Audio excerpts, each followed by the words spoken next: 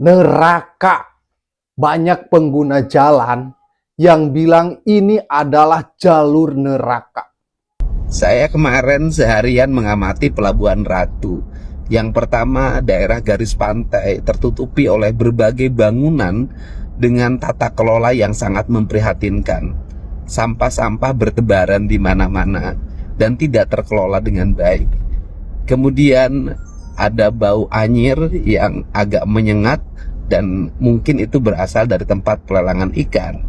Dan yang berikutnya adalah kita menuju areal wisata harus bertarung dengan truk-truk pengangkut bahan material tambang yang besar-besar, dan kita juga mengalami kecemasan sebenarnya, takut truknya tidak kuat nanjak mundur lagi.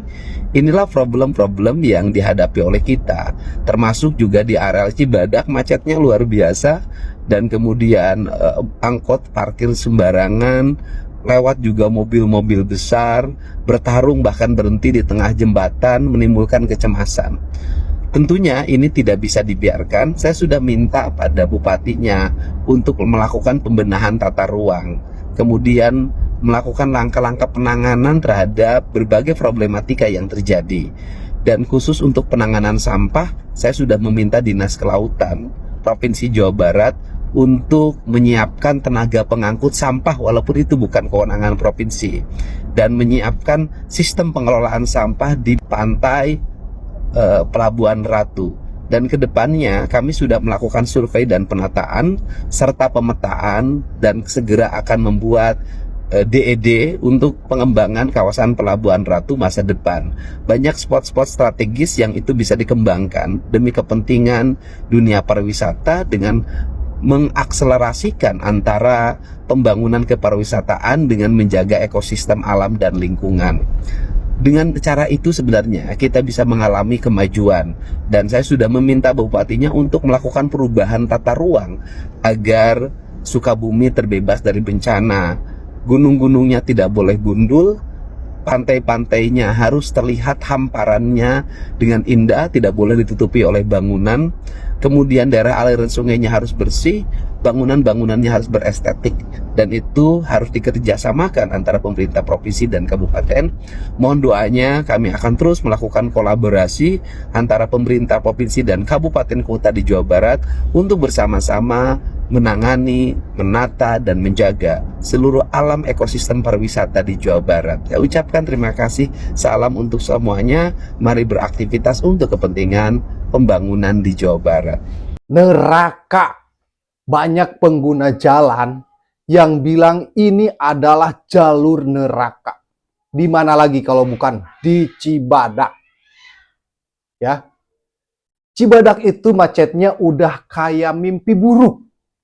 Angkot sembarangan, truk gede berhenti di jembatan. Gimana mau bangun pariwisata kalau aksesnya aja kayak neraka? Ya. Sebagai warga yang peduli pada masa depan pariwisata dan kelestarian lingkungan di Sukabumi, saya merasa sangat prihatin sekaligus terdorong untuk menyuarakan hal ini secara terbuka. Gubernur Jawa Barat, Bapak Deddy Mulyadi, dalam pengamatannya kemarin di Pelabuhan Ratu, telah menyampaikan kondisi yang sangat memprihatinkan. Yang pertama, garis pantai tertutup bangunan yang tidak tertata dengan baik.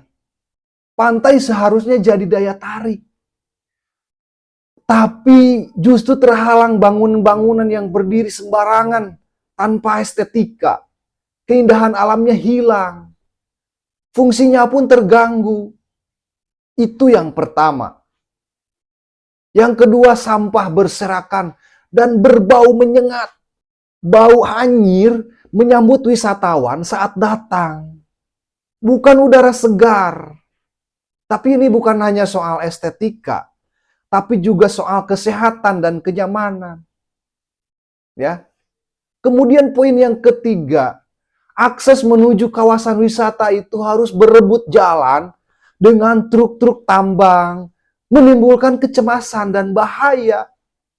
Bayangkan, naik mobil wisata, tapi berpapasan terus dengan truk tambang besar di jalan sempit itu dan menanjak.